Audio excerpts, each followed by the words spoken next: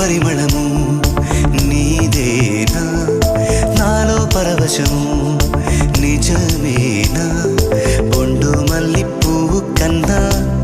తేలికగు నీ సోకు రెండు కళ్ళు మూసుకున్నా లాగు మరి నీ వైపు సొగసును చూసి పాడగాయలా కనులకు మాట రాదుగాల వింతల్లోనూ కొత్త వింత నువ్వేనా ఆ అందం అంటే అచ్చంగాను నువ్వే ఏ చిలిపి కళ్ళలోన కలవో ఏ చిగు